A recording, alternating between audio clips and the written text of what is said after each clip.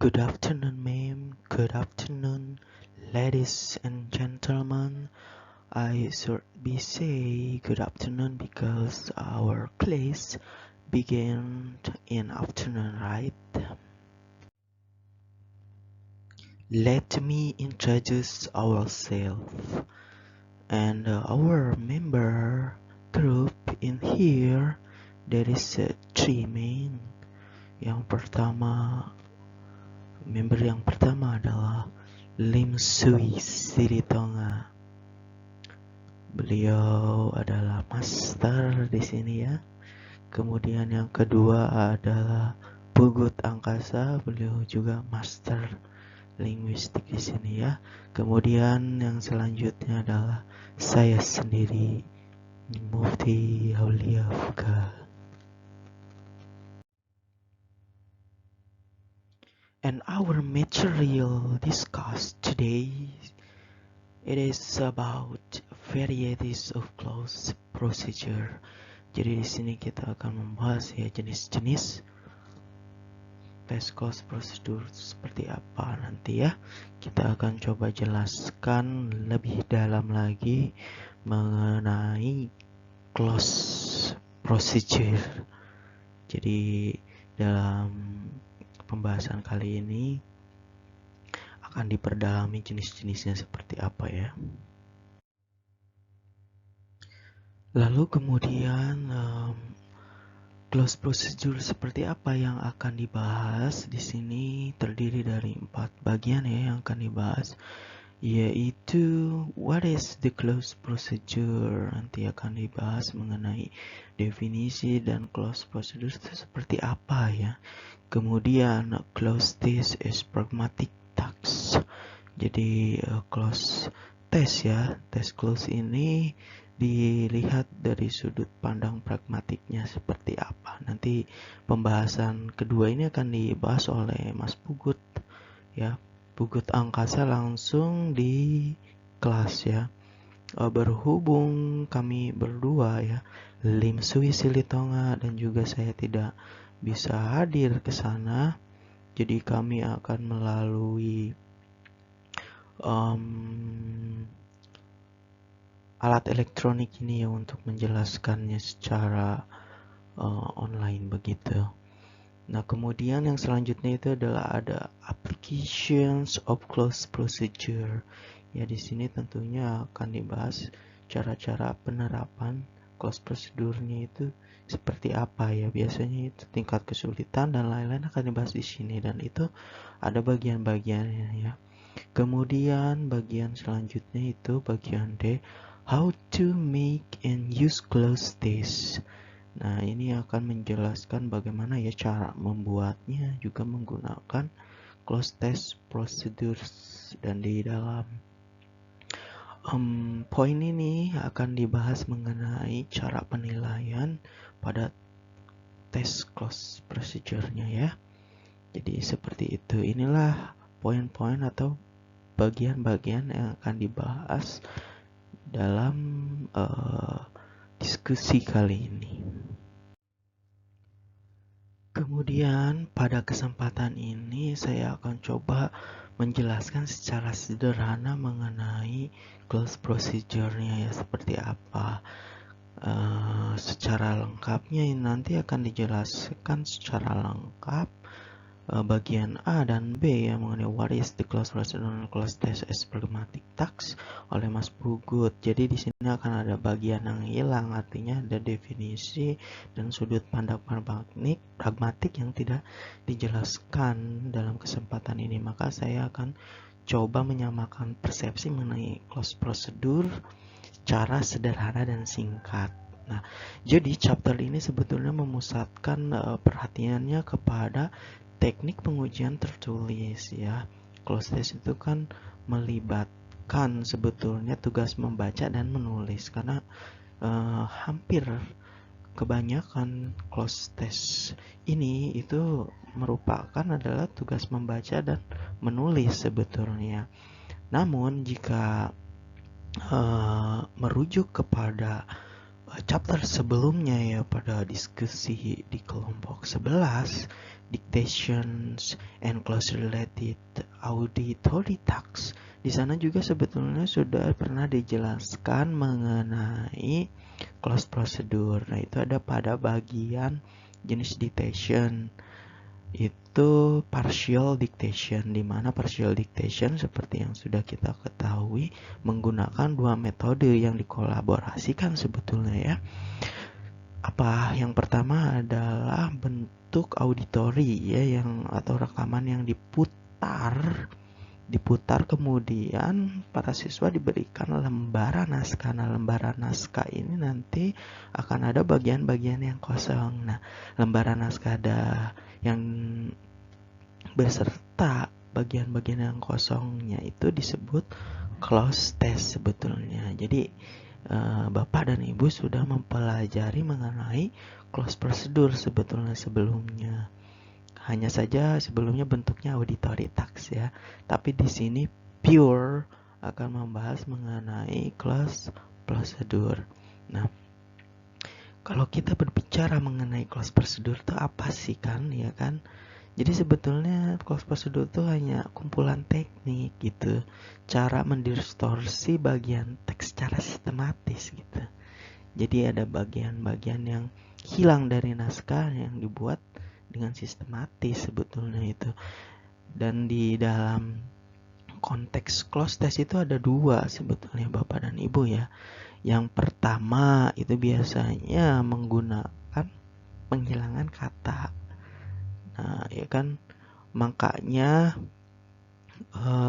tes close procedure itu harus dibuat secara utuh ya. Makanya harus ada unsur-unsur temporal di situ. Seperti yang kita tahu bahwa unsur temporal itu meliputi pengetahuan gramatikal, sintaksis, ya, linguistik, fonologi, dan lain-lainnya itu harus ada unsur-unsur di situ. Maka naskah yang dibuat itu harus memiliki keterkaitan makna satu dengan yang lainnya sehingga tidak rancu nanti penghilangannya begitu. Nah, kemudian apa sih ya yang diharapkan dari tes close ini ya? Sebetulnya simpel saja, yang diharapkan itu adalah supaya siswa dapat mengisi bagian yang hilang atau yang kosong melalui proses konsumtif itu yang mirip ya, atau jawabannya harus mirip dan bisa cocok ya, sesuai dengan cara penulis menyusun teks di awal.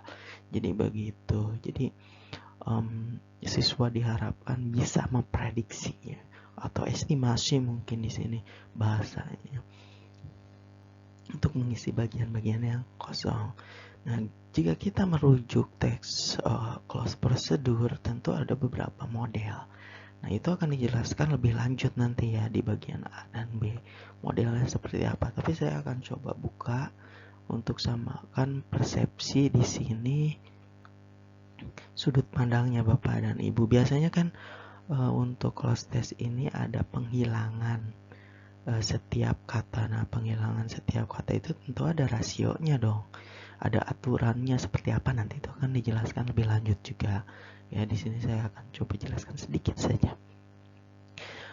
Biasanya kan penghilangan itu entahkah berapa jumlah awal kata yang dimulai, kemudian ada kata yang dihilangkan. Nah, itu ada proporsinya di situ ya. Kemudian bagian yang kedua, biasanya tes close procedure itu bukan hanya penghilangan mengenai single word gitu, berdasarkan perhitungan sistematis, tetapi penghilangan kata itu juga bisa dilakukan dengan kata-kata yang memiliki makna. Ya, biasanya kata-kata yang memiliki makna dalam buku ini itu berupa kata benda ya, verb atau kata sifat atau kata keterangan dan lainnya ya. Nah, itu yang disebut kata-kata bermakna, penghilangan oleh kata bermakna. Atau yang selanjutnya dalam tingkat wacana ya, jika merujuk penghilangan dalam tingkat kata wacana, maka ini harus dilihat konteksnya secara keseluruhan. Maka kata-kata yang dihilangkan biasanya lebih sulit ya.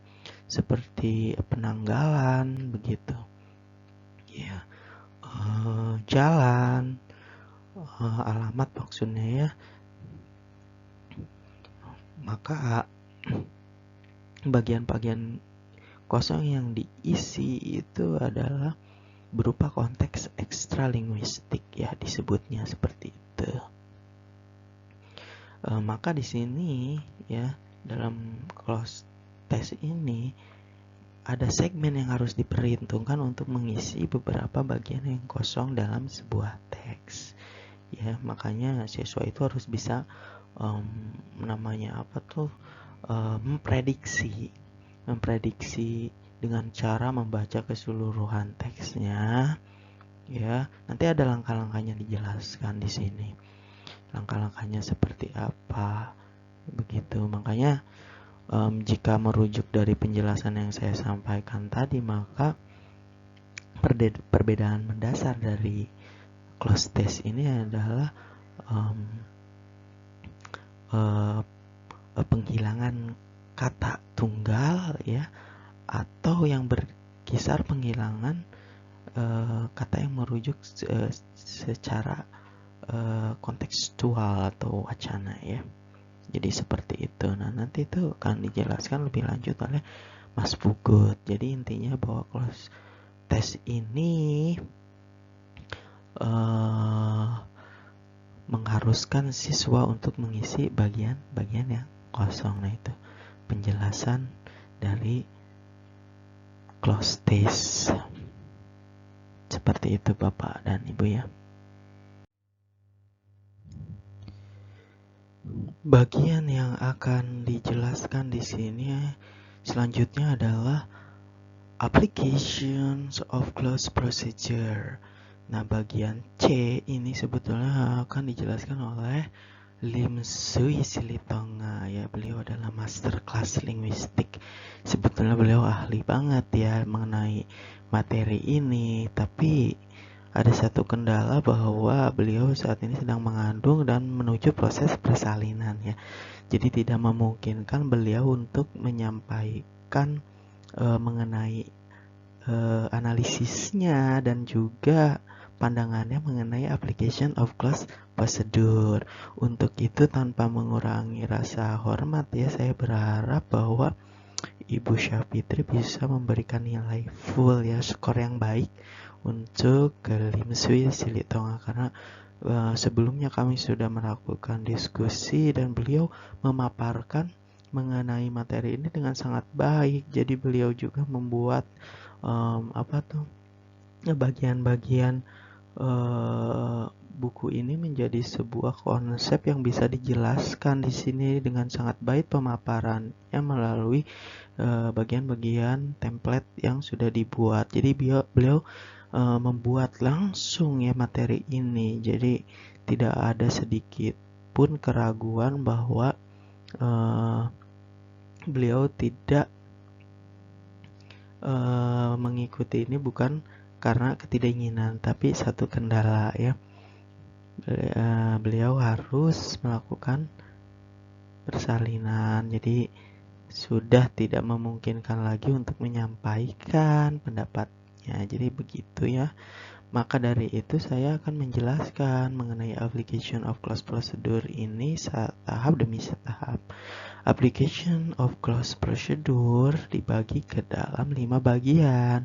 Pertama itu ada judging the difficulty of text, jadi menilai tingkat kesulitan di sini ya. Kemudian ada rating bilinguals, terus estimating reading comprehension, mengestimasi atau memprediksi pemahaman membacanya. Juga ada mempelajari kendala-kendala secara kontekstual ya, studying contextual constraints. Juga nanti di akhir adalah mengevaluasi pengajaran yang efektifnya seperti apa dalam close test ini. Jadi seperti itu Bapak Ibu yang akan saya sampaikan. Kemudian bagian yang akan kita bahas adalah judging the difficulty of text ya. Jadi di sini menilai tingkat kesulitan, tapi lebih ke historinya ya sebetulnya poin yang akan disampaikan di sini. According to Clare 1976, the interest in judging the readability of text has been around for a long time. Long time. Jadi memang minat menilai keterbacaan itu ya, itu udah ada sejak dulu. Menilai readability itu udah ada sejak dulu. Bahkan close text ini tuh berasal dari kata close ya. Memang si penemu itu tuh maksudnya kata close the door ya. Close-nya close itu. Jadi memang ini sebagai penanda saja. Nah kemudian apparently the motive for this interest has always been to make written materials more effective for communicative purposes. Jadi motif awal ya ketertarikan ini tuh sebenarnya untuk membuat bahan tertulis supaya lebih efektif ya. Fungsinya apa? Sebagai tujuan komunikatif ya. Jadi memang itu menguji kemampuan atau juga menguji bahan-bahan tertulis ini sebenarnya komunikatif tidak ya untuk level siswa tertentu gitu.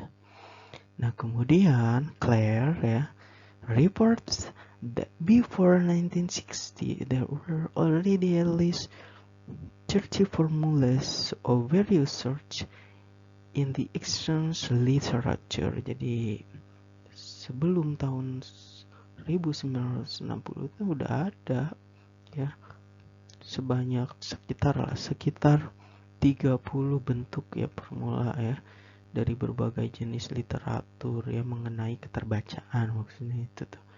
Ini si Clare yang bilang, bukan saya. Nah kemudian sejak 1960 many other formula have been developed ya, ada pengembangan lebih banyak lagi. Metode-metodenya seperti apa?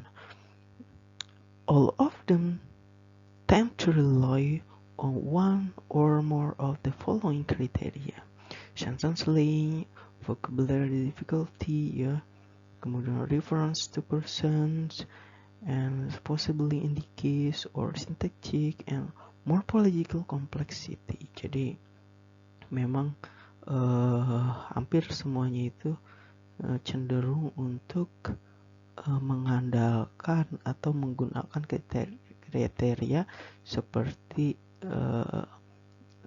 kalimat panjang kalimatnya seperti apa ya, durasinya.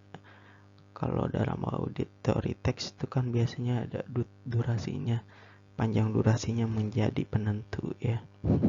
Kalau di sini panjang kalimat juga menjadi penentu gitu.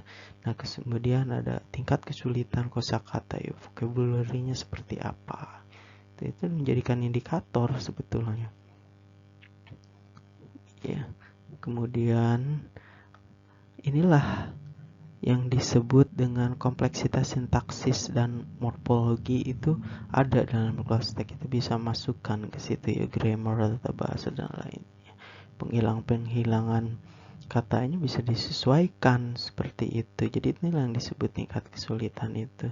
Jadi tergantung kita mau membuat tingkat kesulitan dengan level seperti apa ya, mungkin disesuaikan juga dengan level kelas ya, kemampuan di kelas gitu. Nah itulah yang disebut dengan judging the difficulty of text.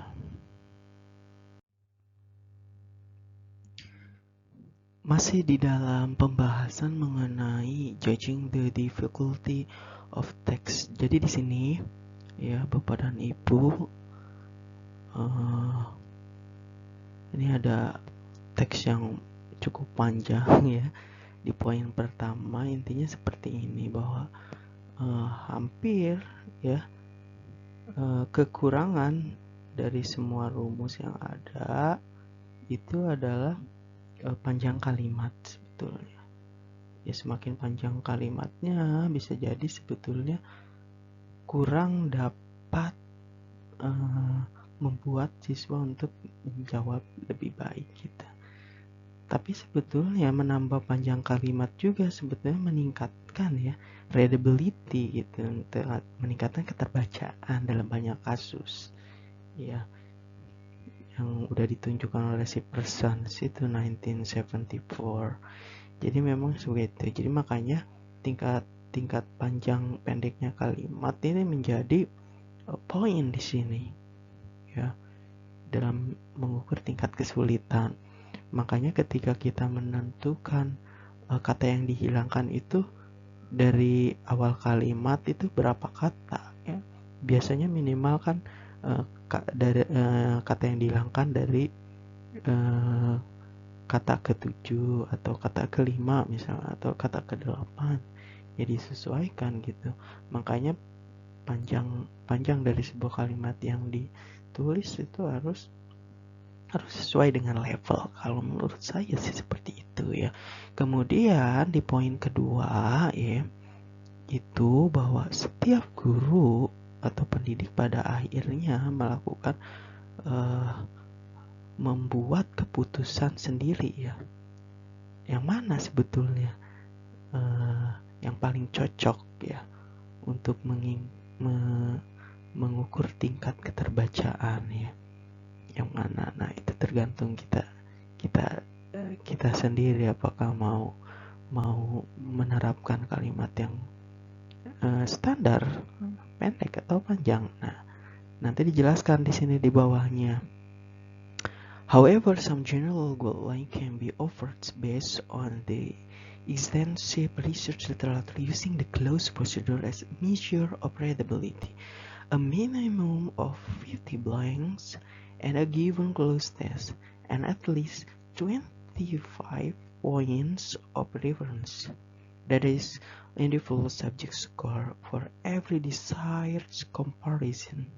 A comparison will generally assure sufficient reliability. Ya.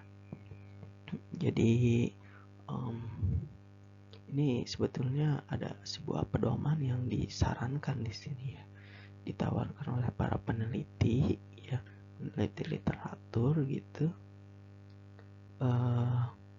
untuk melakukan pengukuran keterbacaan. Kita bisa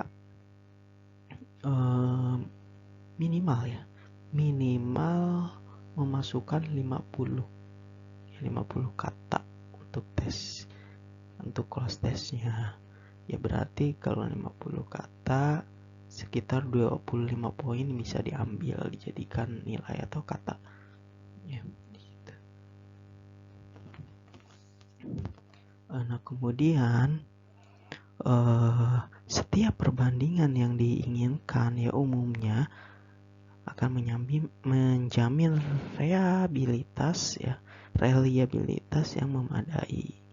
Jadi semuanya berhubungan ya, seberapa banyak minimal kata yang dihilangkan, yaitu akan menyesuaikan reliabilitasnya ya. Jadi begitu. Itulah yang disebut tingkat kesulitan pada sebuah teks ya, yang bisa saya sampaikan. Di sini saya menyampaikan kembali ya bahwa yang tadi saya sampaikan itu minimal 50 kata yang dihilangkan begitu ya. Setidaknya 25 poin lah sebagai referensi penilaian, maksudnya gitu ya. 50 itu adalah 50 kata yang bisa kita hilangkan dari sebuah teks. Misalnya teksnya 250 kata, maka kita bisa menghilangkan 50 kata. Tapi tergantung itu ya, sangat tergantung dari berapa banyak kata di dalam teks tersebut ya. Itu akan berkorelasi sekali ya dengan poin dan kata yang dihilangkan. Seperti itu. Bagian selanjutnya adalah bagian 2 ya, rating bilinguals. Rating bilinguals ini artinya ya peringkat dwi bahasa gitu ya. Nah, di poin pertama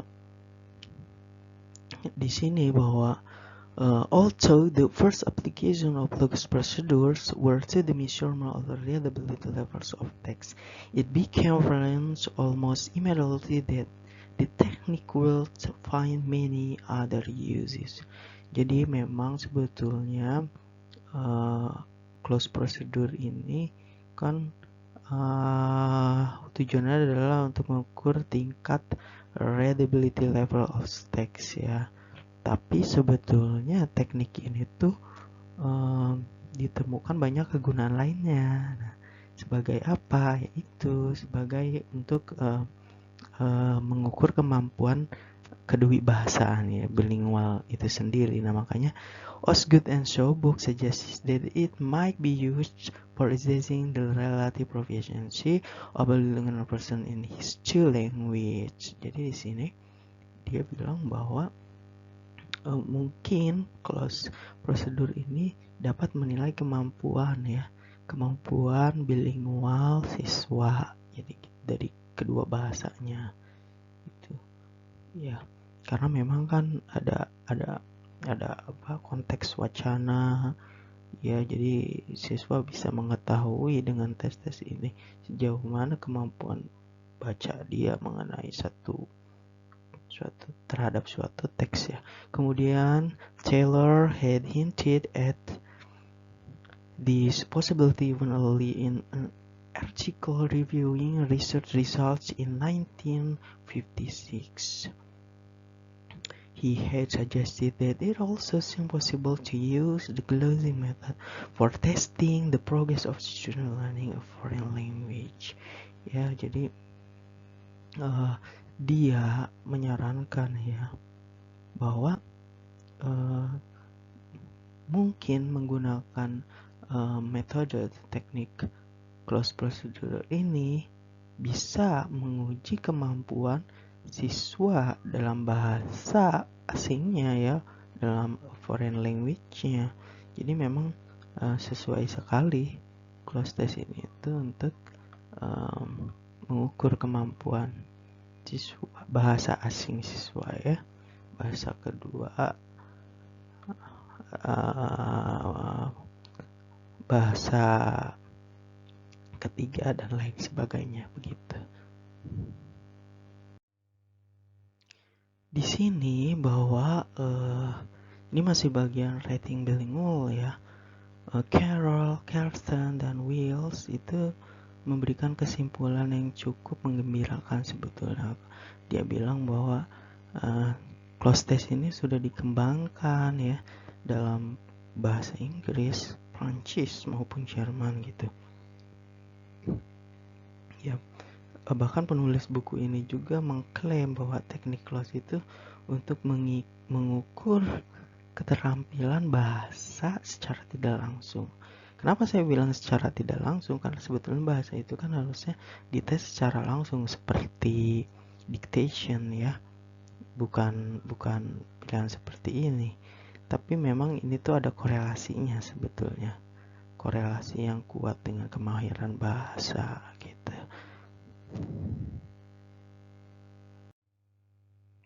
Masih dalam pembahasan rating bilinguals ya. Di sini there were several problems which may have led them to this conclusion. Jadi untuk kesimpulan dari rating bilingual itu sebenarnya ada masalah-masalah yang ditemukan. Nah, pertama ya, first the criterion measures again with the close test were correlated was not another language test, but was in fact the modern language aptitude test, with this type has surprisingly weak validity. Jadi memang ini kan sebetulnya close test ini untuk bahasa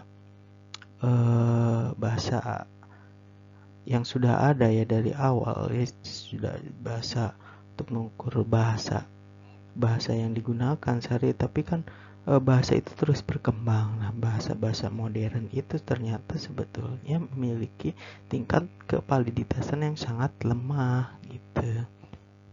Jadi sehingga pengkorelasian dengan close test ini agak sedikit terganggu. Makanya penggunaan tes yang cocok nantinya mungkin contextual provenance. Jadi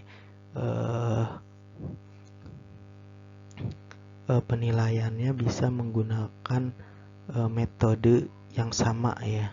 Jadi kan biasanya ada kata yang dihilangkan. Nah, kata yang dihilangkan itu kan mengharuskan siswa untuk menggunakan kata yang tepat misalnya, atau kata yang berbeda tetapi maknanya sama. Nah, jadi begitu ya.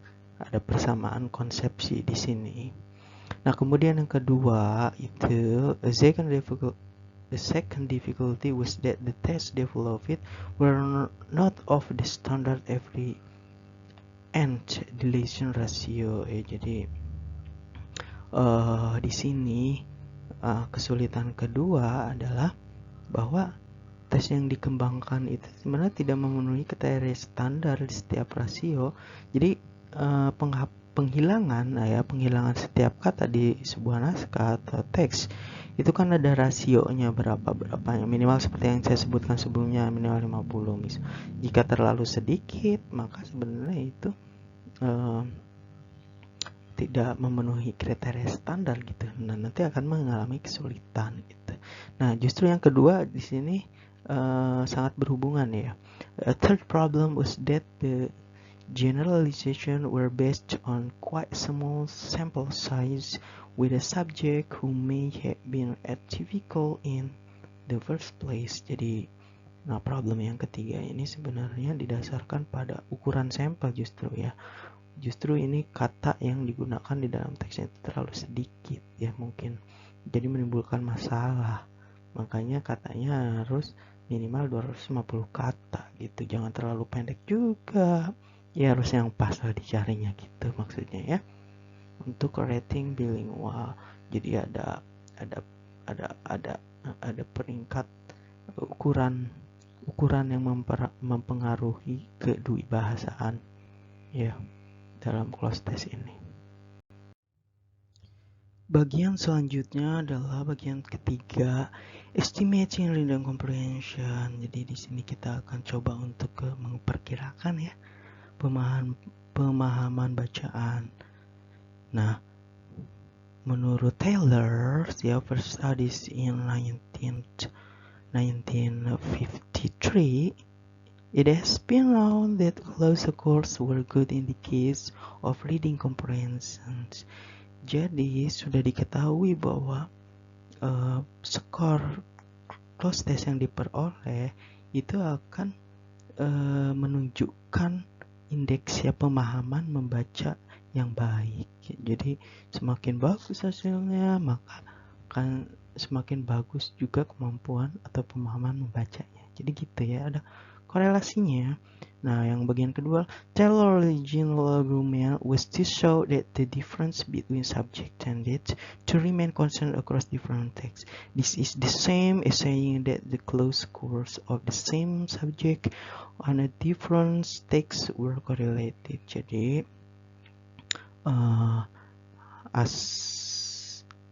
Taylor berpendapat bahwa untuk menunjukkan perbedaan ya antara subjek cenderung tetap konstan ya di berbagai teks. Jadi maksudnya gini, sekalipun teks close test diadakan beberapa kali untuk teks yang berbeda, hasil yang pertama itu biasanya akan menunjukkan hasil yang kedua. Jadi tidak akan jauh berbeda, makanya hasilnya itu cenderung konstan di sini ya. Maka ada hubungan skor close test satu dengan close test yang lainnya, begitu maksudnya di sini. Masih dalam bagian 3 ya, pembahasan mengenai estimating reading comprehension ya. Di sini ada sebuah pertanyaan. The question asked is, how much do scores improve if subjects are allowed to study the unlimited text before taking a close test over it. Jadi seberapa besar sih peningkatan skornya ya jika siswa diizinkan untuk membaca sebuah teks yang belum dihilangkan. Jadi mungkin maksudnya di sini guru ya atau penilai memberikan sebuah teks utuh untuk dibaca oleh siswa dan kemudian siswa mempelajarinya ya, setelah itu barulah dilakukan close test. Nah, ini sebetulnya apakah ada peningkatan skornya atau enggak gitu ya. Ini yang ingin ditanyakan gitu. Nah, baru kemudian di bagian kedua, Taylor report a significant gains in close score as a result of students having the opportunity to study the text between test occasions. In addition to the two administration of the close test, a multiple choice test on the same article was also administered before study and after study. Jadi di sini si Taylor ya mengatakan bahwa ada keuntungan yang sangat signifikan terhadap skor close test jika siswa diberikan kesempatan untuk mempelajari teks utuh. Maksudnya itu ya yang pertama saya jelaskan itu. Kemudian yang kedua bisa juga diberikan pemberian tes pilihan ganda ya. Nah, barulah kemudian close test untuk penghilangan atau deletions wordnya. Jadi gitu. Jadi sebelum close test dilakukan mungkin bisa diberikan close test dengan pilihan ganda. Maksudnya gitu ya. Di sini si Taylor nih yang bilang ya Bapak Ibu. Nah, selanjutnya adalah bagian 4. Studying textual constraints ya, jadi di sini ada kendala tekstual. Kita pelajari lah kendala tekstualnya seperti apa. Nah, ini kan teksnya banyak sekali ya. Kalau misalnya dibaca Bapak dan Ibu itu bisa baca sendiri lah ya di layar ini. Nah, kemudian ini ya ada Burns, juga Rabenstein, Sterling ya. Mereka ini menyelidiki kendala dalam kalimatnya seperti apa. Nah, mereka menemukan akhirnya. They concluded that the predictability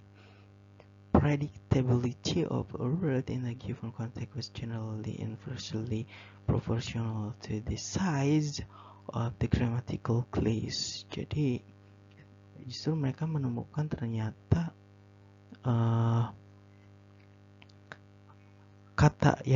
sebuah kata yang diprediksi dalam sebuah konteks justru berbanding terbalik ya, berbeda dengan tingkatan level gramatikal ya kan.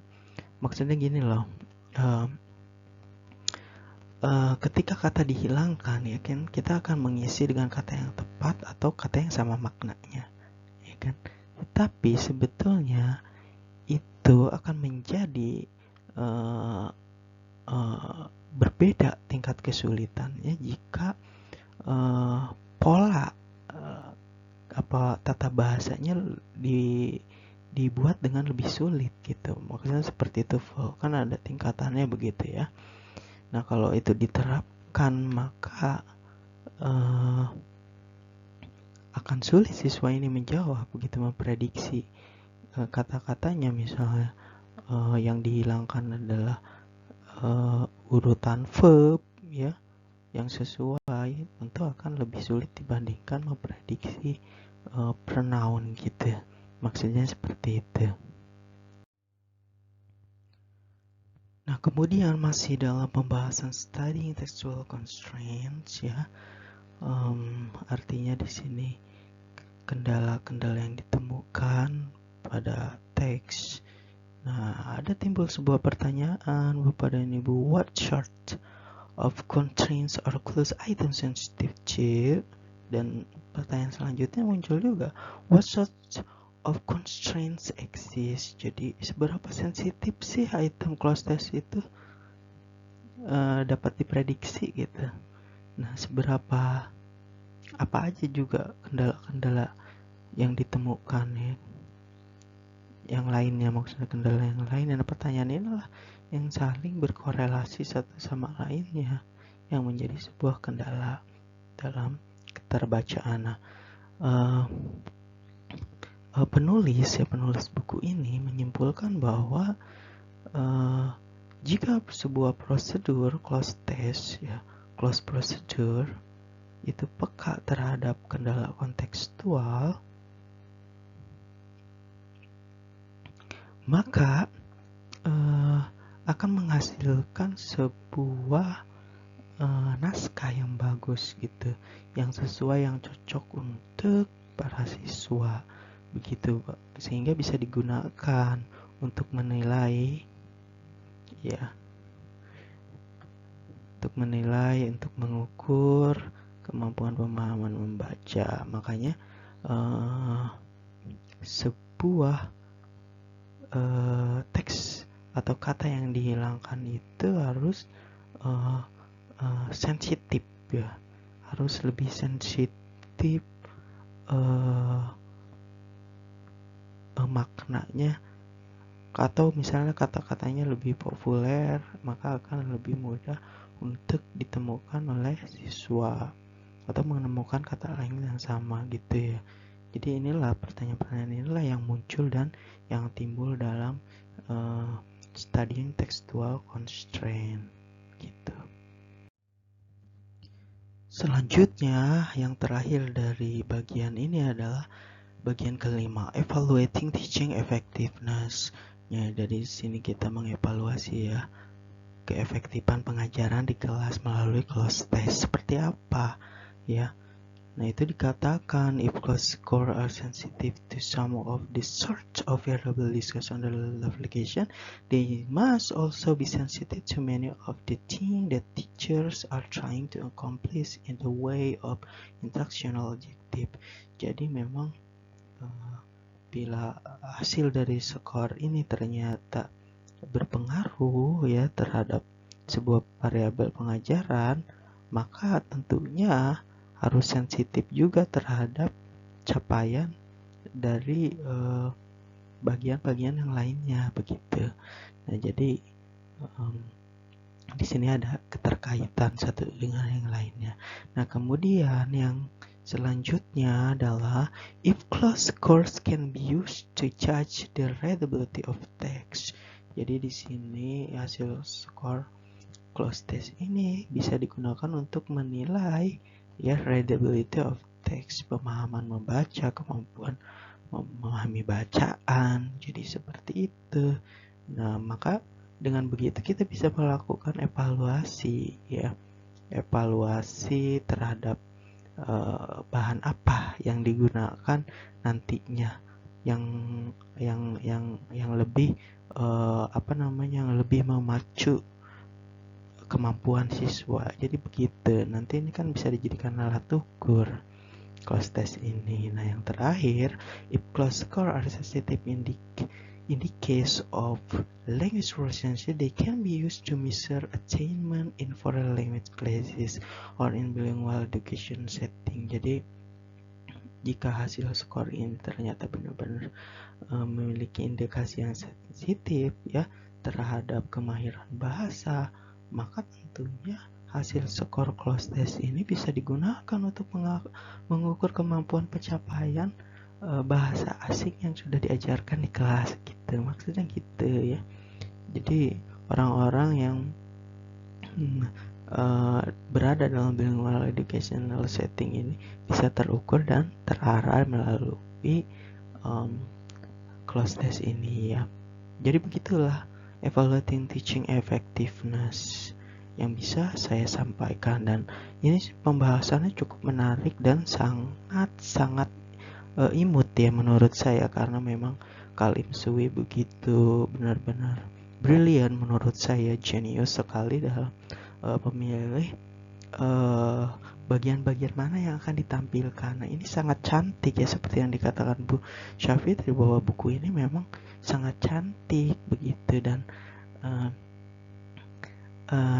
bagusnya Kalim Sui bisa memaparkan pemahamannya melalui slide ini dengan sangat bagus menurut saya. Ini tuh mudah dipahami dan kita semua sekarang belajar dan memahami dengan baik.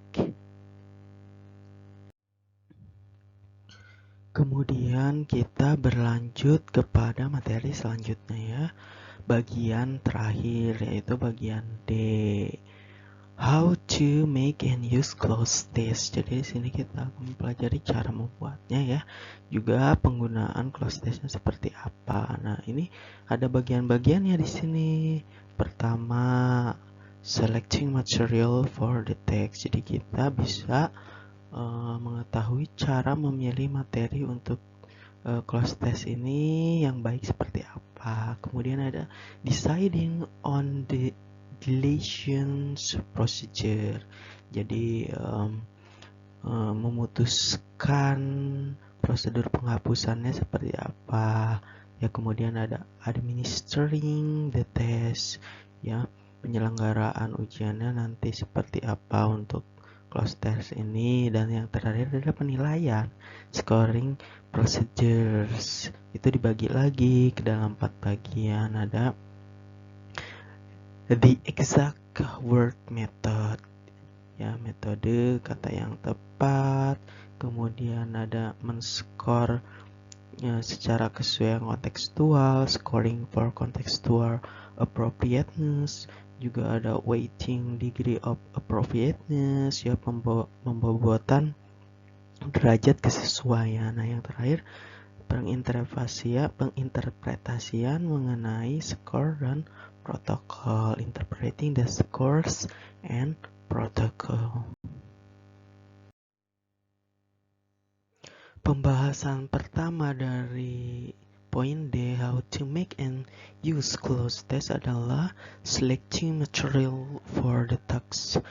Jadi di sini kita memilih memilih materi seperti apa. Nah, poin pertama, that a suitable text must be a carefully chosen and possibly edited text, reaches the sounds that the close procedure is probably appropriate to just about any text.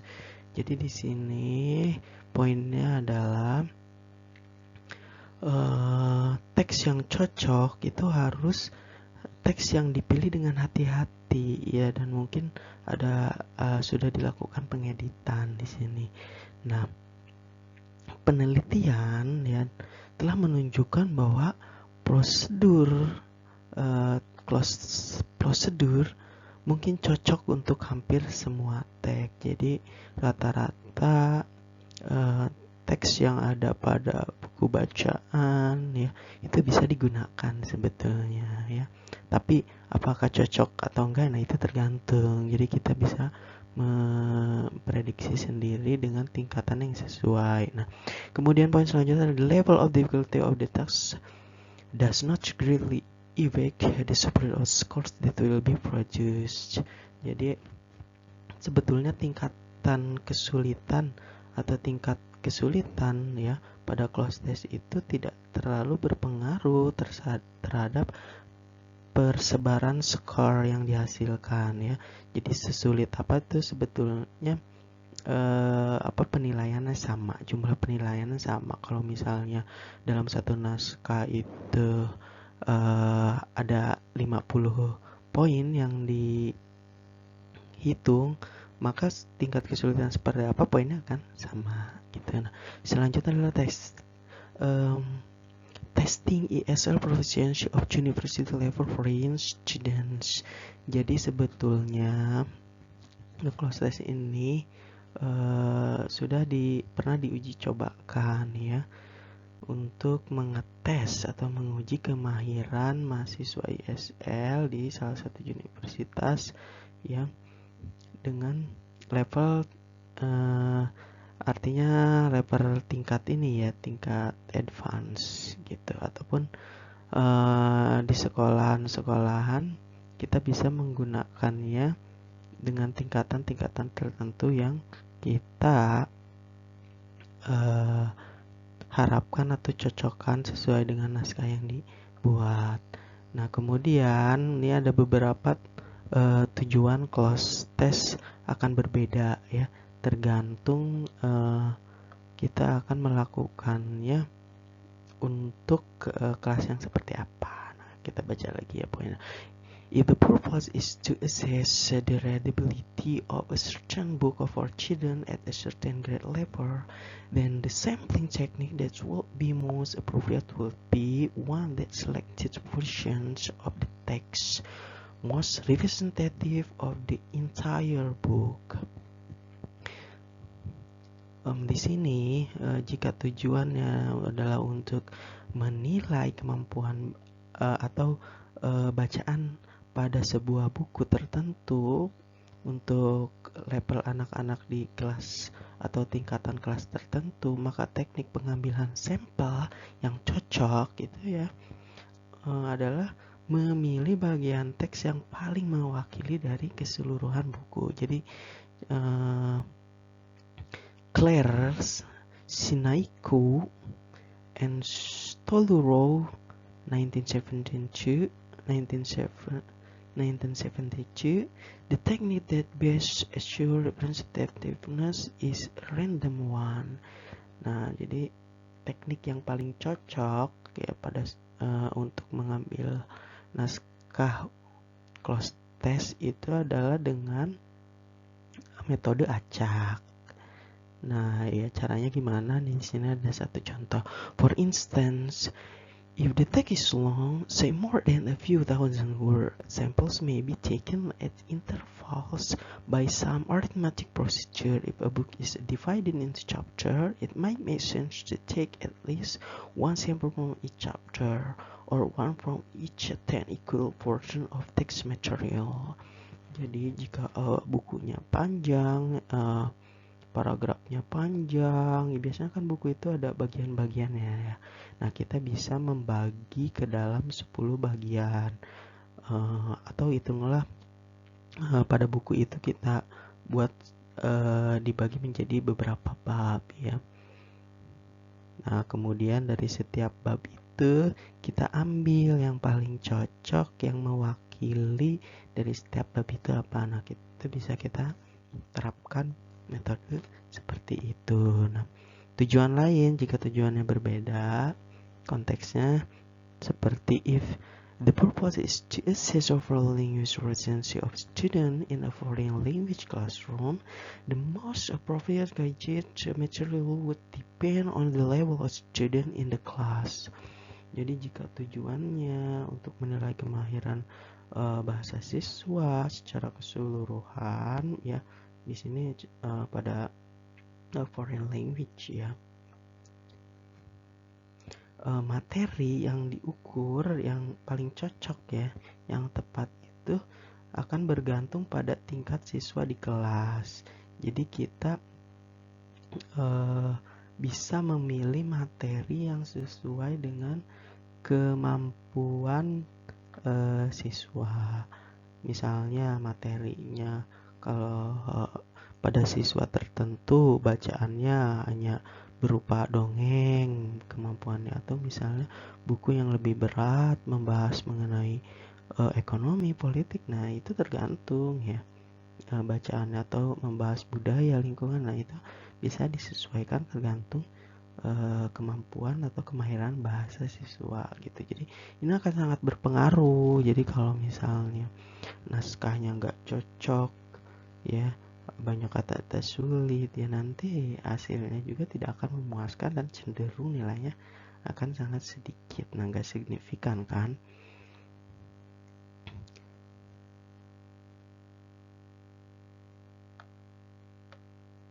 Jadi seperti itu. Nah, kalau di sini si penulis memberikan contoh, for example, if the student is studying analysis of a language, it may well be that reading material intended for 5th grade geography student would be usable for close material. Gitu. Jadi di sini misalnya siswa mempelajari bahasa Inggris ya sebagai foreign language. Kemudian bacaan yang seperti apa yang cocok? Ya mungkin di sini bahan bacaannya adalah untuk siswa geografi kelas 5 dapat digunakan untuk bahan pelajaran ya. Jadi bacaannya itu adalah materi mengenai, misalnya mengenai geografi kan banyak ya. Ada geografi itu menjelaskan tentang apa ya, kita bisa cuil ya. Kita bisa ambil untuk naskah close testnya seperti itu. Nah, begitulah penjelasan mengenai selecting material for the text. Selanjutnya kita masih membahas selecting material for the text. Jadi ini masih membahas diskusi yang sudah saya sampaikan sebelumnya. Di sini kita diberitahukan bahwa ada beberapa hal yang harus dihindari. Ya, dihindari ketika membuat sebuah naskah atau teks close ya. Nah, some of the things to be avoided are ya, text that involve topics that are intrinsically disturbing or so emotionally charged that they would distract the attention of the students from the main problem set by the test, filling in the blanks. Jadi kita harus menghindari tuh menggunakan teks yang ada topik-topiknya yang sangat emosional gitu ya. Nah, itu bisa mengalihkan perhatian siswa karena kan tujuannya supaya bisa mengisi bagian kosong, justru malah mereka terbawa suasana dengan teks yang kita buat ya. Makanya teksnya jangan terlalu melankolis juga. Nah, kemudian di poin selanjutnya yang kedua adalah passage that records esoteric or technical knowledge not generally available or which is available only the some of the student. Jadi ada biasanya kan ada kata-kata ya atau teks yang menggunakan kalimat teknis ya. Nah, kalimat-kalimat teknis itu mungkin hanya bisa dipahami oleh beberapa siswa ya, makanya itu nggak cocok, harus dihindari juga. Contohnya gini, bacaan mengenai misalnya ada hubungannya dengan sains gitu tuh. Nggak semua orang juga suka sains ya, tergantung juga bacaan sains seperti apa. Atau misalnya bacaan yang ada berhubungan dengan matematika gitu, nggak semua orang bisa matematika, jadi nggak sama nanti skornya dengan persepsi yang bisa mereka taruhkan di situ, kata-kata yang hilang ya. Nah, kemudian selanjutnya text that contain arguments and statement that some of the students may strongly disagree. Yeah. That state strong pro or can abuse or controversial issues such as capital punishment, abortion, religion, politik, and the like, seperti yang saya sebutkan ya.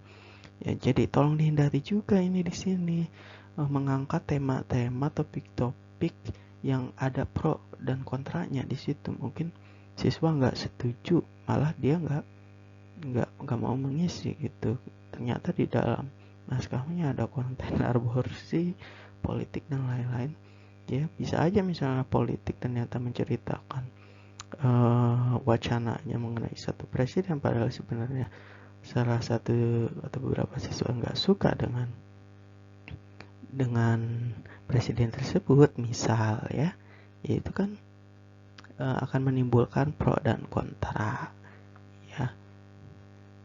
Lebih baik memilih tema-tema yang cocok, yang sesuai, yang diharapkan oleh siswa itu lebih bagus. Nah, yang terakhir ya, di sini bagian keempat, passage that do not contain enough words of running text to provide a sufficient number of blanks should probably be set aside in a way or longer text. Jadi di sini tuh ternyata naskahnya itu terlalu sedikit gitu, sehingga kurang memenuhi kriteria untuk penghilangan 50 kata misalnya. Jadi nah, itu juga harus bisa dihindari gitu. Ya makanya harus menaruh kata-kata yang lebih banyak atau standar lah ya, yang terlalu sedikit juga nanti bingung ngilanginnya bagian yang mana ya kan gitu. Nah disinilah maksudnya. Nah kemudian bagian yang di samping itu, there are maybe special circumstance where any or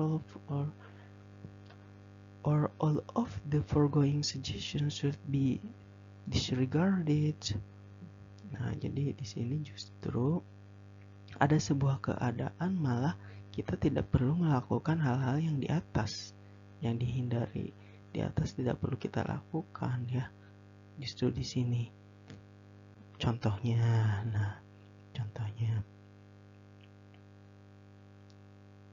misalnya di dalam kelas ternyata para siswa sudah mempelajari sebuah teks.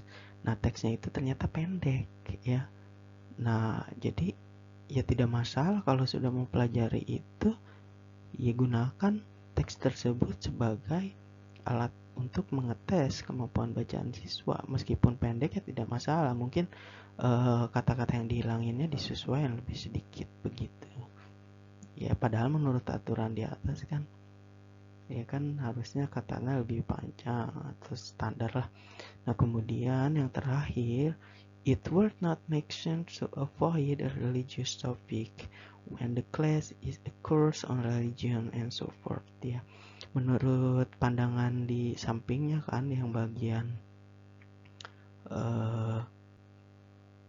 keempat itu kan tidak boleh memasukkan teks dengan wacana-wacana sensitif yang menimbulkan pro dan kontra. Tetapi jika memang kelasnya ternyata agamanya sama, memang kelas dengan agamanya sama, ya nggak ada masalah dong untuk membahas sebuah teks yang berkenaan dengan agamanya gitu. Nah ini pengecualian ya, dua ini jadi pengecualian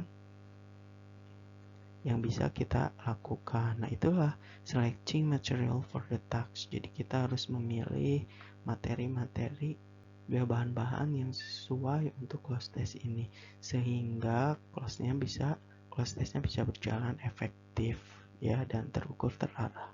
Begitu Bapak dan Ibu.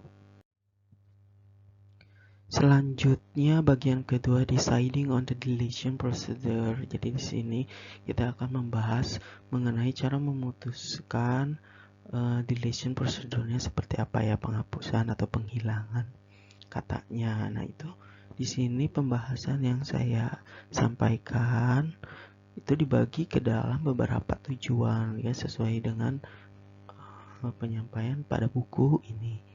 Nah itu jadi penghapusannya itu atau deletionnya itu tergantung tujuannya untuk apa. Nah yang pertama, the purpose of the testing involve a need to assess student performance on some particular grammatical form, type of content or the like, and every end deletion procedure will probably work best. Jadi di sini jika pengujiannya itu melibatkan kebutuhan untuk menilai kinerja siswa ya pada bentuk tata bahasa atau gramatikal, artinya di sini ya gramatikal ya, maka yang paling cocok adalah an every end deletion procedure. Nah ini metodenya ya, metode ini yang paling cocok.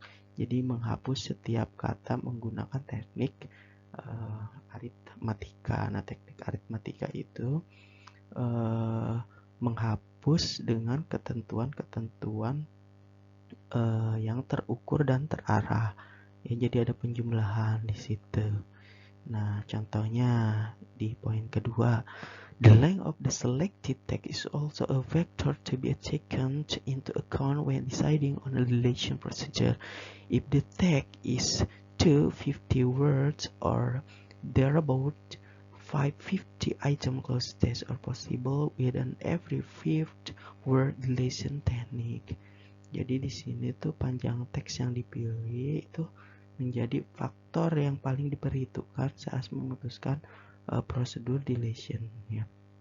Deletion prosedur ya, penghilangan katanya, yaitu akan sangat berpengaruh terhadap panjang pendeknya teks. Nah, contohnya jika katanya itu terdiri dari 250 kata, ya maka close test itemnya itu skornya itu diambil 50 kata yang dihilangkan ya.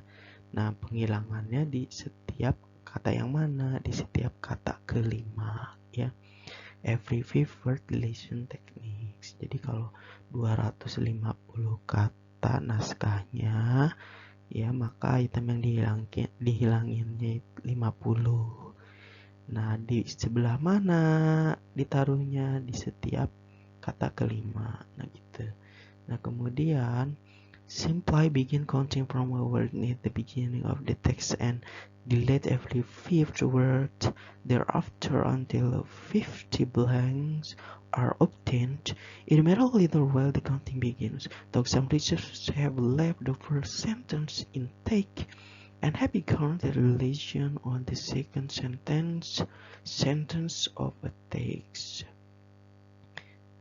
Ya, jadi misalnya di sini disarankan untuk mulai menghitung dari satu kata yang paling dekat dengan teks awal ya. Jadi dari teks pertama itu hapus kata kelimanya ya hingga diperoleh 50 kata yang dihilangkan. Jadi gitu ya. Jadi setiap kata kelima dihitungnya dari kalimat pertama atau teks awal ya sampai dengan teks yang terakhir atau kalimat yang terakhir. Ya, sebetulnya dalam buku ini itu disampaikan tidak ada masalah sih sebetulnya mulai dari mana, tergantung kemauan Bapak dan Ibu juga. Ya, mau di kalimat kedua atau di kalimat ketiga itu terserah sih cuman pada umumnya dimulai dari awal teks gitu ya. Karena peneliti di sini itu biasanya membiarkan kalimat pertama utuh ya, nggak dihapus sama sekali. Nah, yang dihapus itu biasanya kalimat kedua atau kata kelima gitu. Nah, menurut Claire, Sinaiko, dan Stolorow ya, di sini dia juga membiarkan sejumlah petunjuk tidak dihilangkan di awal bukan di akhir teks ya. Jadi di akhir teks juga tetap utuh. Tadi penjelasan di awal teks juga tidak dihilangkan. Nah, ini juga si Claire dan lain-lainnya juga menyarankan untuk membiarkan kalimat terakhir juga sebagai petunjuk gitu ya. Nah, di sini bagaimana cara penghitungannya? Ya, jika teksnya berbeda-beda jumlah katanya. Nah, itu dibagi ke dalam 3 ya. Yang pertama, tingkat rasio penghilangannya itu berdasarkan metode ini ya, metode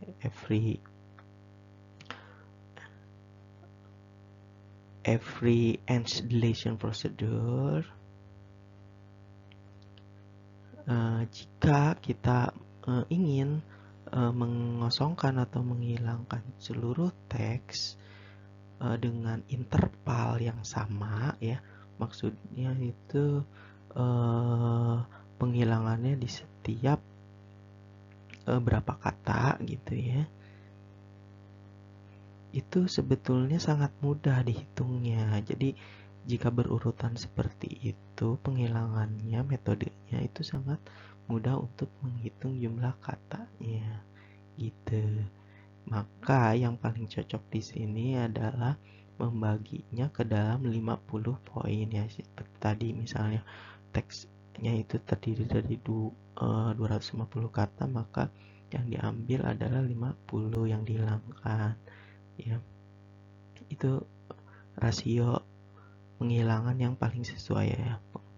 Kemudian yang kedua, for approximate approximately 350 words of text, and every 7 word ratio will produce 50 blanks.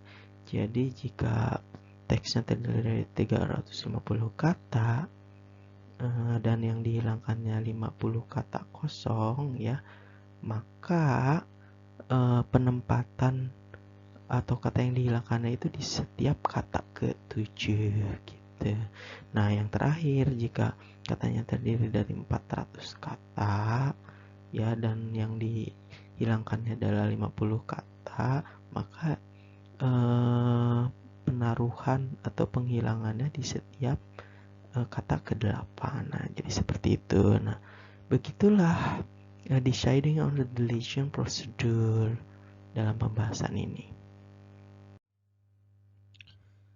Selanjutnya bagian 3, administering the test ya. Jadi di sini akan dijelaskan langkah-langkah penyajian tesnya seperti apa, kemudian siswa harus melakukannya seperti apa. Ya, kita coba lihat poin pertama. Close item of isolated sentence of course do not qualify as pragmatic test at all and are not recommended. Jadi jika penghilangan katanya itu berupa kalimat ya, itu sebenarnya di sini nggak disarankan ya. Kalau penghilangannya katanya banyak, itu sebenarnya lebih cocok kepada auditory text ya, yang partial dictation yang saya jelaskan tadi. Kalau di sini sebenarnya nggak disarankan ya, boleh-boleh saja sih, tapi ya begitu yang disampaikan. Nah, kemudian selanjutnya ini ada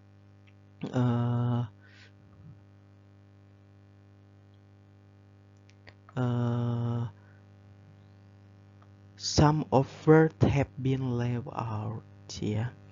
Jadi di sini ada beberapa kata yang dihilangkan, kemudian siswa menjawab caranya seperti apa. Nah, caranya yang pertama adalah read over the entire passage and try to understand what it's about. Jadi pahami dulu yang paling pertama, yang paling penting adalah pahami teksnya, baca keseluruhan teksnya, maka akan tahu wacana yang dimaksud penulis itu seperti apa. Nah, itu akan lebih mudah untuk kita memprediksi jawabannya. Jadi memang untuk close test itu harus ditaksir dulu secara keseluruhan. Nah, kemudian yang kedua, try to fill in the blanks. It takes exactly 1 word to fill in each blank ya. Kemudian barulah isi bagian yang kosongnya kalau udah paham wacananya ya. Ya, pilih kata yang paling tepat ya, satu kata untuk mengisi bagian yang kosong. Ya, tergantung metodenya sih ya sebetulnya. Apakah secara yang aritmatik itu ya penghilangan kata bermakna dengan metode single word itu biasanya kata harus mirip ya, atau penghilangannya dibuat secara kontekstual. Nah, maka kata-katanya berdasarkan wacana ya, seperti alamat atau penanggalan dan lain-lain yang dihilangkan, tergantung teksnya. Nah, kemudian bagian ketiga, construction like cannot or words written with a hyphen like well-being count as a single word. Jadi di sini ada penghitungan meskipun ada terdiri dari dua kata ya, maksudnya mungkin idiom atau apa ya, seperti can dan not gitu. Cannot ya, itu dihitung satu kata. Kalau misalnya verb tersebut dihilangkan dua-duanya, maka dihitung satu kata. Itu juga berlaku untuk kata seperti well-being dan lain-lain ya, itu dihitung satu kata.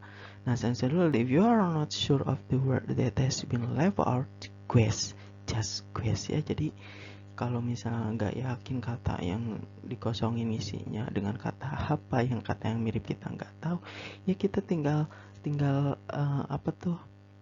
prediksi aja ya. Jadi memang kalau close test itu tergantung prediksi kita gitu. Makanya kan penting untuk memahami wacana di awal. Nah, di sini ada contoh misalnya the bla bla bla bla bla barked furiously and the bla bla bla bla ran up the tree. Ya, jadi kan ini kan di sini menggonggong ya. Yang menggonggong apa gitu, kemudian berlari ya ke atas pohon dan ya kita tinggal ngarang. Makanya di sini kata-kata yang tepat itu binatang ya, dog and cat. Jadi gitu, jadi kita bisa ngisi yang pertama dog gitu. Jadi prediksi aja, kita tinggal apa tuh, kira-kira mana yang cocok berdasarkan pemahaman membaca kita. Nah, kemudian yang selanjutnya, ya ini panjang banget kata-katanya, saya nggak kata ya, biar bapak ibu saja yang baca. Nah, kemudian jika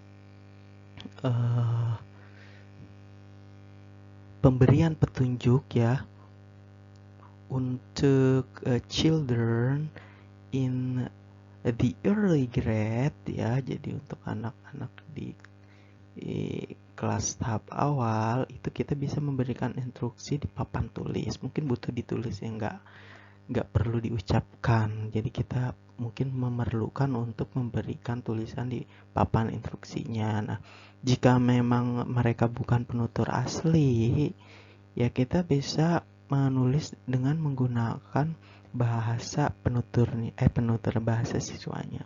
Ya kalau misalnya di Indonesia mungkin bisa menggunakan bahasa Indonesia untuk instruksinya gitu. Tapi ingat ya, ini untuk the early grades, student in the early grade. Nah, yang keenam ya, itu juga banyak nih kata-katanya ya, baca aja sama bapak dan ibu ya. Jika tes diukur dengan tepat ya dalam kesulitan tertentu, ini kita bisa memprediksi waktunya berapa lama yang dibutuhin.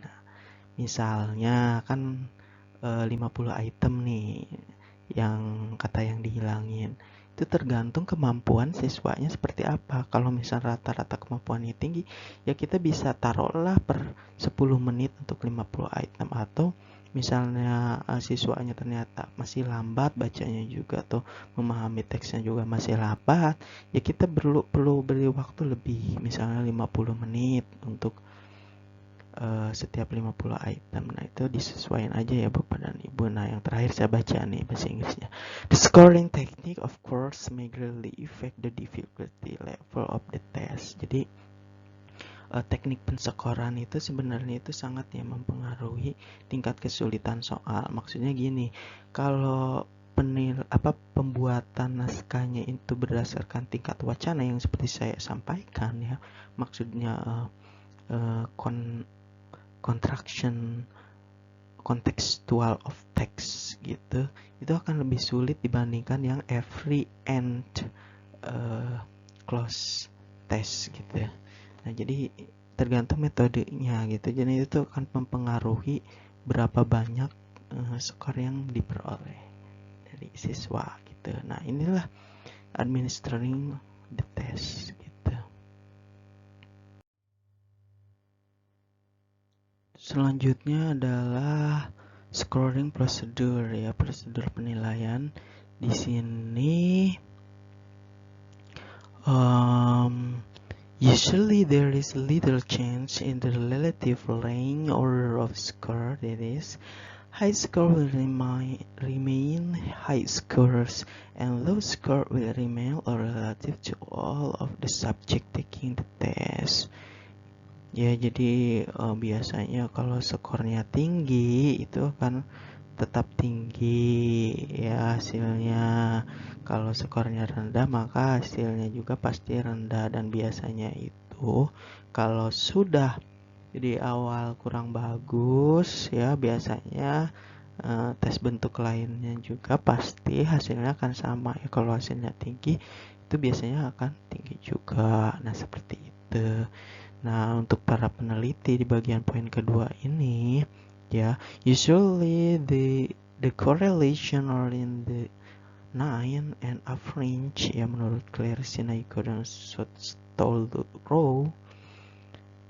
And this also works for native speakers of the language in questions. Jadi di sini jawaban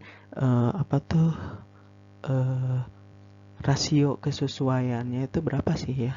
Kalau misalnya kita menggunakan penghilangan kata, katanya harus tepat ya, tidak perlu mirip banget, tapi berapa sih kemiripan katanya? Nah, menurut penelitian ini adalah 0,9 ya. 0,9. Nah, itu yang paling tepat ya kesesuaiannya. Nah, jadi yang terakhir, the exact word technique, which is generally the easiest to apply, is usually but not always to be preferred. Ya, jadi teknik kata yang tepat ya, teknik yang menggunakan kata yang tepat ya, katanya harus sama. Misalnya yang dihilangin apa? Misalnya yang dihilangin itu kata misalnya you misalnya, maka kita harus mengisi dengan kata yang tepat, itu akan mudah diterapkan sebetulnya. Jadi kita nggak perlu berpikir banyak untuk menilainya ya. Jadi kalau misalnya katanya nggak tepat ya berarti salah gitu. Maksudnya di sini seperti itu untuk prosedur penilaian. Nah, scoring prosedur ini akan dibagi ke dalam 4 ya. Ini hanya penjelasan awal aja, nanti ada slide selanjutnya untuk bagian-bagian scoring prosedur. Selanjutnya kita akan membahas mengenai jenis-jenis bentuk-bentuk penilaian dalam cloze test itu seperti apa ya. Nah, sebetulnya ada 4. Di slide ini saya akan bahas 2 dulu. Yang pertama adalah the exact word method, kata yang cocok ya. Jadi pemilihan katanya harus sesuai 100% atau 0,9% gitu ya. Nah, kemudian yang kedua adalah scoring for contextual appropriateness. Jadi kesesuaian kontekstual. Jadi kayak ada kata-kata yang berbeda tapi maknanya sama gitu. Nah, kita coba bahas satu-satu ya.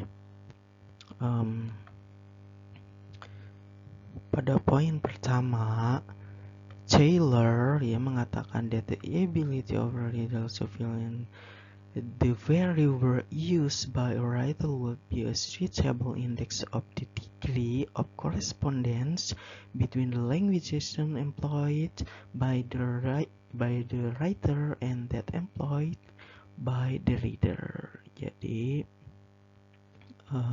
kemampuan seseorang untuk mengisi kata yang digunakan oleh penulis itu ya akan menjadi tolak ukur yang cocok untuk tingkat kesesuaian ya.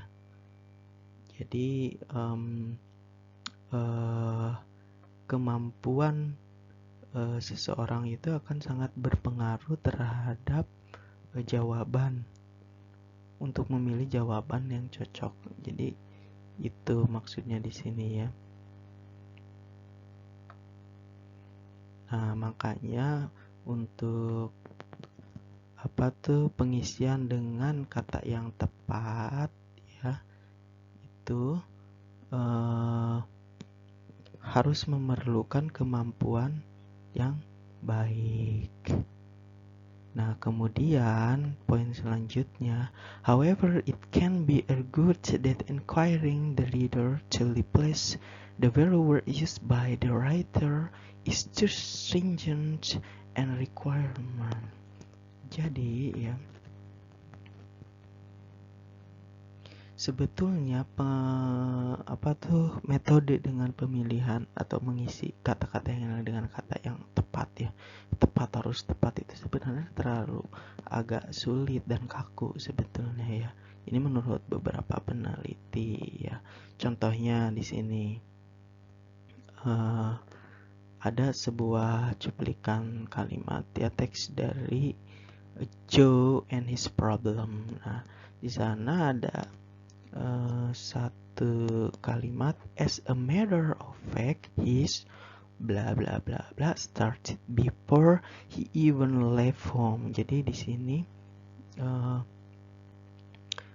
kata yang tepat itu adalah problems ya diisi, tapi sebetulnya problem itu kan bisa diisi dengan kata lain. Mungkin di dalam konsep atau bayangan atau brainstorming atau pikiran siswa itu bisa aja mereka feel difficulties, trouble, trials, tribulations atau worry sekalipun, tapi kan kalau mengharuskan kata yang dijawab itu harus tepat, maka skor yang lain akan salah dianggapnya ya.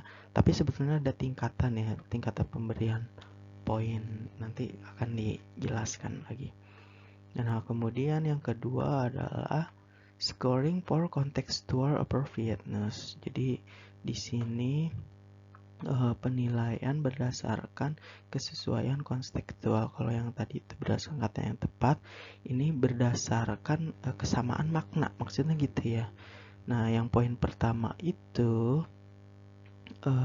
the exact words scoring method is simple enough. Nah, kalau metode scoring dengan kata yang tepat itu sebetulnya kata yang paling simple dan paling banyak dilakukan ya pada close test. Namun pada umumnya ya that is usually stated is to count any word that fully fits the total surrounding context as correct. Jadi di sini menghitung kata ya, kata apapun itu asalkan sesuai maknanya masa bisa dianggap benar ya.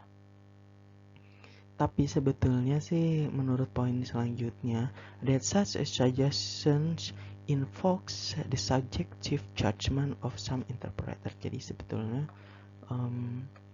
penilaiannya jadinya subjektif ya. Jadi ya kalau menurut si penilai ini cocok ya mungkin diberikan nilai, diberikan skor ya. Kalau nggak cocok menurut dia ya makanya ini disebut subjektif ya. Kemudian selanjutnya itu kata-katanya banyak banget ya, Bapak dan Ibu baca sendiri aja. Pokoknya itu poin keempat di sini ya. Sebetulnya untuk kata-kata yang maknanya sama itu bukan hanya sinonim di sini ya. Mungkin kalau sinonim itu kata-kata yang cocok itu misalnya kata benda ya, nouns, verb, adjective atau adverb dan lain-lain. Tapi bagaimana ya jika apa sinonimnya untuk kata even? Dalam di sini ada contohnya, he couldn't even arrive on time. Nah, kata even di situ tuh nggak ada sinonimnya tuh. Yang paling cocok adalah kata yang sama ya. Yang paling selaras itu bisa menggunakan just, barely, quite, and so on ya, dan lain-lainnya. Tapi itu sebenarnya bukan kata atau sinonim dari event ya, tapi maknanya mirip-mirip lah gitu. Maksudnya di sini seperti itu untuk scoring the exact word method dan scoring for contextual appropriateness ya. Kemudian ini masih dalam bahasan scoring for contextual appropriateness ya.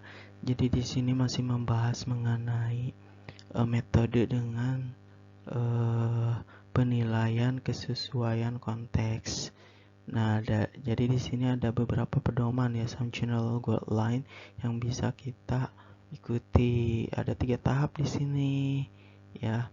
Jika yang digunakan kata-katanya maknanya sama. Nah, yang pertama, see if the word in a given blank is the exact word. If so, score it as a correct ya. Jadi jika katanya tepat ya, memang kata yang dijawab sesuai tepat ya, maka ya skornya dianggap benar. Nah, kemudian yang kedua itu ya, jika kita melihat apakah itu cocok dengan konteks kata awal dan kata selanjutnya ya pada kata yang hilang itu, maka itu juga dianggap benar ya. Jadi jika jawabannya itu cocok dengan kata-kata di awal dan kata-kata di akhir, itu juga dianggap benar ya. Nah, kemudian yang ketiga, ask if it is consistent with all of the preceding and subsequent text.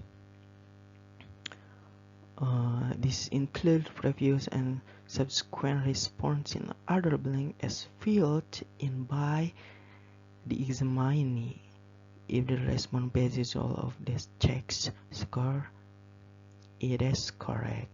Jadi yang ketiga ini ya, jika ternyata katanya nggak tepat, juga dia nggak sesuai dengan kata awal dan akhir pada kata yang kosong tersebut ya, tapi masih selaras dengan satu kesatuan kalimat pada teks atau keseluruhan teksnya, konsisten dia jawabnya di awal, jadi jawabannya pun masih konsisten, itu masih dianggap benar.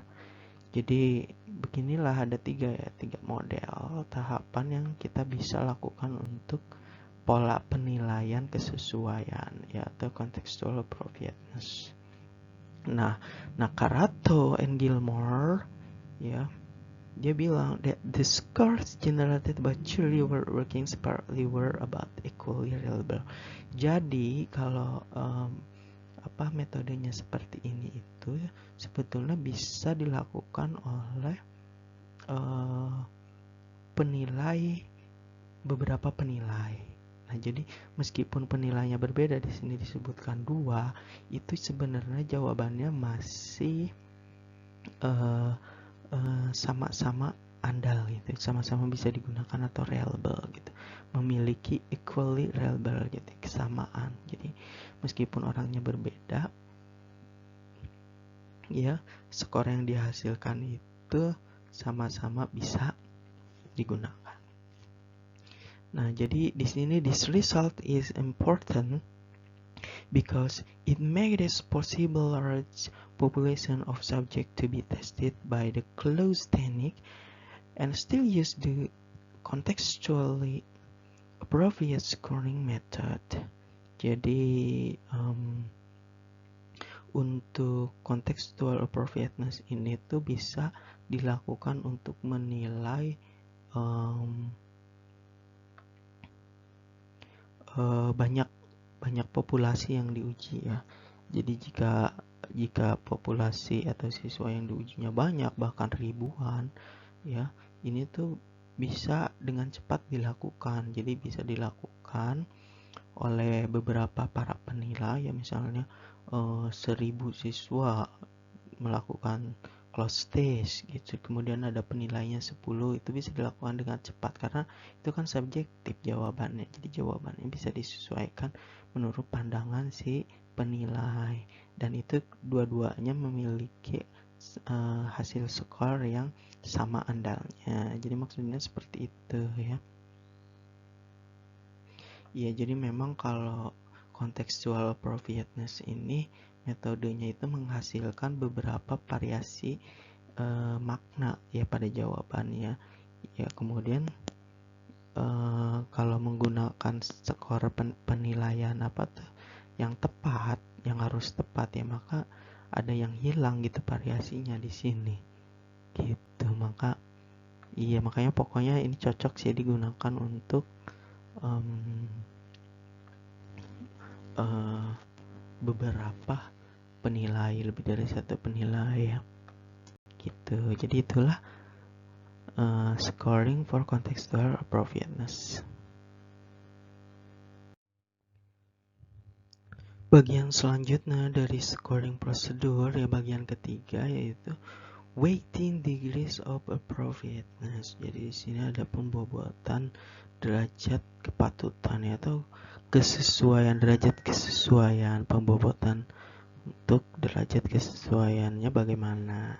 Nah, poin yang pertama, invisible schemas for weighting response For their degree of conformity to contextual constraints have been suggested and in fact used. Jadi skema untuk memberi bobot tanggapan ya untuk tingkat kesesuaian itu disesuaikan dengan kendala kontekstual ya. Itu biasanya yang digunakan. Jadi pembobotannya itu tergantung tingkatan kesesuaiannya seperti apa. Makanya nanti di sini akan ada beberapa daftar dari mulai kata yang cocok sampai yang tidak cocok seperti apa nanti akan dijelaskan ya. Nah, two kinds of weighting system. The first is based on distinction between types of error in relation to some linguistic analysis of the text, and the second is based on the performance of a group of native speakers on the same items. Jadi ada dua jenis pembobotan sebetulnya ya di sini ya. Yang pertama itu didasarkan pada perbedaan antara jenis kesalahannya ya, yang hubungannya dengan analisis linguistik ya. Some linguistic analysis of the text. Nah, yang kedua itu berdasarkan pada performa ya, performa kelompok penutur asli. Jadi maksudnya performa kelompok penutur asli itu kira-kira si native speaker ini menggunakan kata lainnya yang seperti apa yang cocok kira-kira gitu. Bukan bahasa kita ya, tapi mengikuti bahasa penuturnya. Nah, itu yang kedua seperti itu. Nah, di sini contohnya the use of a plural form where a main noun has been deleted. As in the ya contohnya ini ada kalimat the peoples of the world instead of the people. Jadi di sini contohnya ada kata the peoples ya. Maka yang cocok people gitu. Meskipun di situ katanya jamak ya, menggunakan s. Sebetulnya bisa aja hanya the people saja nggak ada s-nya. Itu dianggap cocok juga ya. Nah, di sini ada skala ya, skala tingkatan kesesuaian. Itu biasanya mengacu pada konteks kalimat dalam teks tersebut ya. A scale of degree of appropriateness can be exemplified based whether refers to a particular clause item in a particular context. Nah, contohnya ini diambil dari kata mengenai Joe ya dan masalahnya. Ini judulnya itu. Nah, kalimat yang diambil adalah his bla bla bla started before he even left home. Nah, di sana setelah his ada penghilangan kata. Nah, lalu diisinya kata yang seperti apa di situ? Padahal jawabannya kan sebetulnya yang paling tepat yang pertama itu dibilang problems, ya kan? Bisa dilihat Bapak dan Ibu di situ. The best response is the very word used by the author of the text, the problem. Yang paling cocok katanya problem ya. Kemudian kemungkinan yang kedua, the second best ya, response is a close synonym for the deleted word. Tapi di sini mungkin katanya berbeda tapi memiliki makna yang sama bagusnya, sama baiknya. Contohnya difficulties gitu.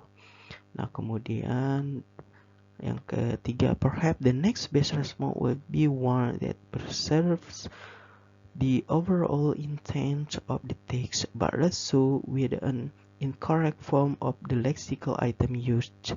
Ya, jadi di sini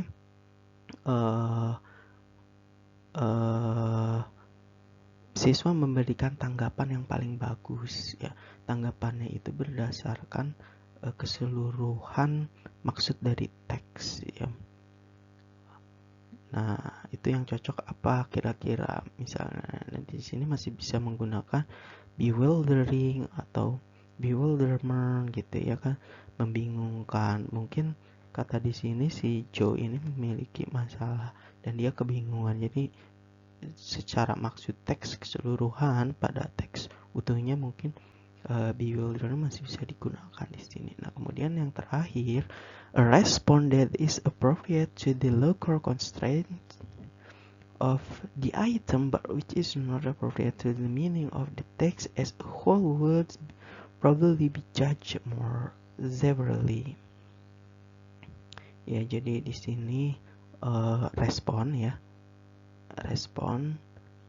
dari siswa yang menjawab ini bisa disesuaikan atau isi kata-kata yang hilang itu bisa disesuaikan dengan atau di sini sih bilangnya the local constraints ya, kendala lokal gitu ya. Maksudnya mungkin kira-kira jika dia tidak menjawab dengan kata yang tepat dan katanya juga ternyata sinonimnya tidak sama, ya masih jauh berbeda, yaitu maka nilainya itu lebih parah ya dari yang 1, 2, 3 itu nilainya. Ya mungkin masih dianggap benar, tapi sebenarnya jika maknanya mulai berbeda ya, itu maka penilaiannya tergantung dari si penilainya ya. Tentu nilai pasti akan lebih jauh ya kesesuaian konteksnya. Contohnya di sini katanya methods ya. Kata asli yang diharapkan oleh si penulis problems, dijawab methods. Ya makanya di bawah ada note ya, an even more severe would be one that failed to fit either the local or the long range constraints. Jadi kesalahan yang lebih parah yaitu adalah kesalahan yang gagal menyesuaikan batasan lokal ya. Ya di situ disebutkan the local or the long range constraints ya. Batasan-batasan maksud mungkin ya, maksud yang ada pada teks tersebut gitu. Jadi itulah weighting degrees of appropriateness ya.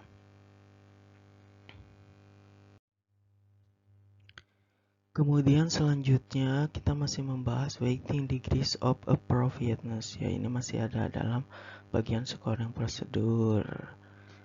Yang bagian ketiga ini masih melanjutkan yang tadi ya. Cuman di sini penjelasan yang akan saya sampaikan adalah pemberian poin ya dari kelima tahapan yang saya jelaskan sebelumnya. Itu kan ada 5 tahapan pemberian skor. Nah di sini pada bagian pertama, points could be awarded differentially. For example, a score of 4 could be awarded for the exact word. Jadi kita bisa memberikan skor 4 ya untuk jawaban yang tepat. Jadi memang jika siswa menjawab yang tepat atau sesuai sama sama 100% dengan kata yang diharapkan ya, maka kita bisa memberikan nilai 4 ya. Begitu juga kita bisa kasih nilai 3 jika ternyata jawabannya berbeda tapi maknanya masih bagus sesuai dengan konteksnya sempurna. Nah itu kita bisa kasih nilai 3. Nah kita bisa kasih nilai 2 untuk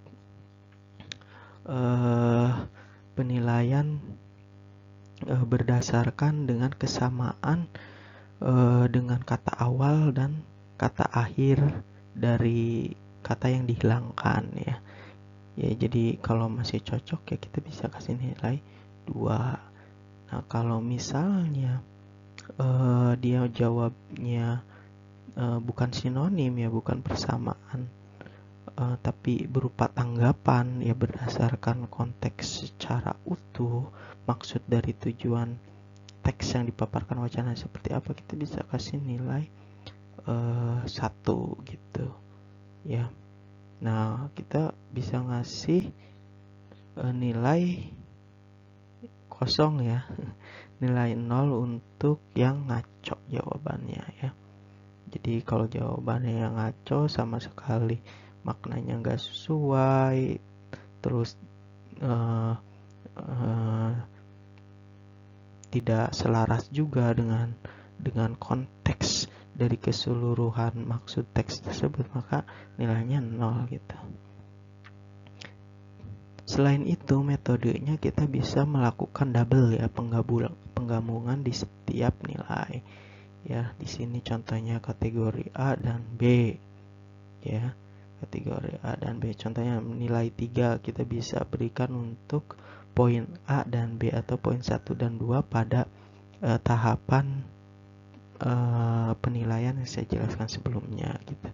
Nah, seperti itu selanjutnya ya.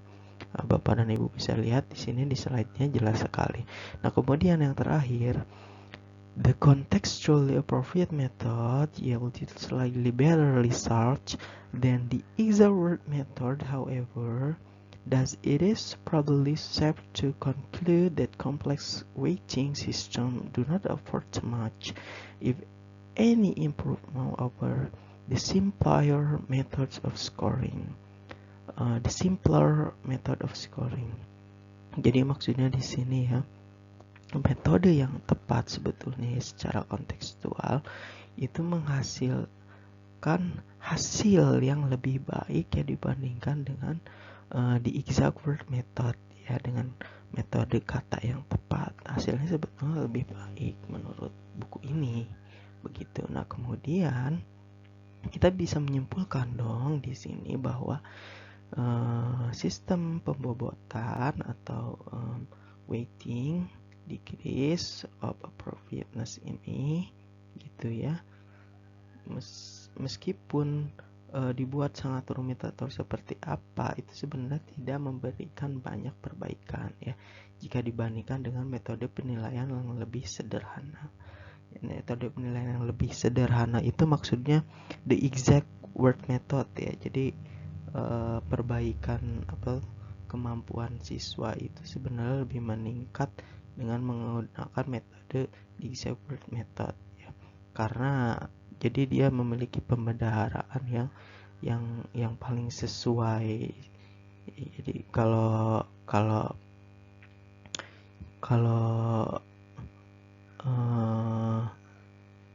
weighting degrees contextual appropriateness itu kan menghasilkan banyak variasi jawaban gitu ya. Jadi mungkin saja siswa sebenarnya tidak mampu menjawab atau tidak tahu kata yang tepat ya. Dengan alasan ini dia jadi mendapatkan skor gitu. Padahal sebenarnya katanya tidak tepat gitu. Ya makanya pengklasifikasian poin ini penting ya. Sangat penting untuk pemberian nilai yang akurat gitu maksudnya ya. Itulah mengenai weighting degrees of appropriateness ya.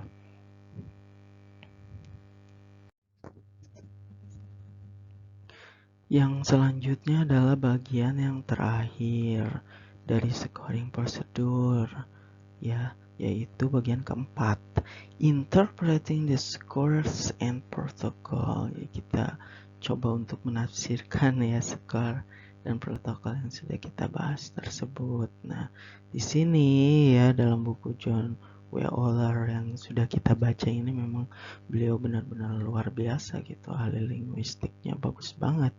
Hanya saja beliau memaparkan buku tersebut melalui sebuah konsep yang ke arah filsuf sehingga pemetaan dari opini dan sudut pandang beliau ini perlu membutuhkan pemahaman secara wacana sih menurut saya, bukan hanya membaca selembar dua lembar, tapi memang kita harus baca, jika itu kita membaca satu chapter maka kita harus baca satu chapter baru kita memahami. Nah, kemudian di sini yang terakhir adalah interpreting the scores and protocol.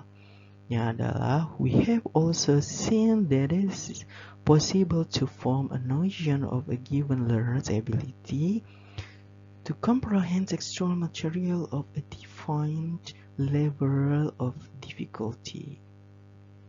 Jadi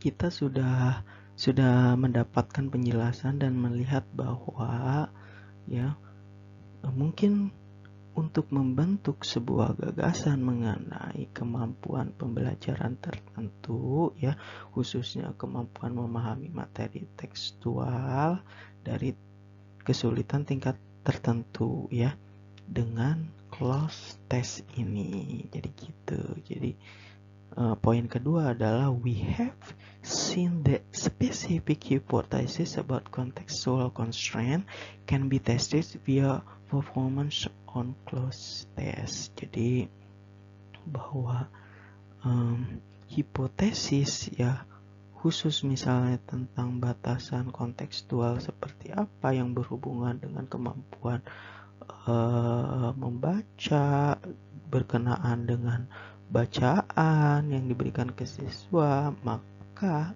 hal tersebut dapat diuji melalui performa dari cloze test. Jadi gitu. Nah, inilah mengapa cloze test menjadi bagian dari pragmatic text juga ya. Nah, di sini makanya dari itu cloze test bertumpu pada tugas membaca dan menulis. Jadi seperti itu. Makanya di sini yang ditekankan adalah teknik untuk mendistorsi bagian teks secara sistematis ya.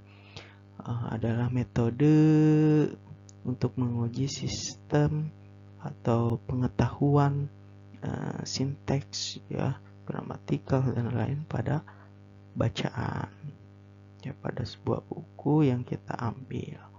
Nah, jadi begitulah, inilah yang disebut dengan varieties of cloze procedure. Kesimpulannya bisa saya sampaikan seperti itu. Nah, saya sangat berharap kami semua bisa mendapatkan skor terbaik ya untuk diskusi kali ini, dan sama halnya gitu untuk baik Mas Pugut ya ataupun saya Mufti Aulia Fukaha, dan saya berharap juga mendapatkan nilai yang sangat bagus untuk Kak Lim Swiss Litong. Jadi saya berharap teman-teman bisa memahami ya tentunya dalam hal ini mengenai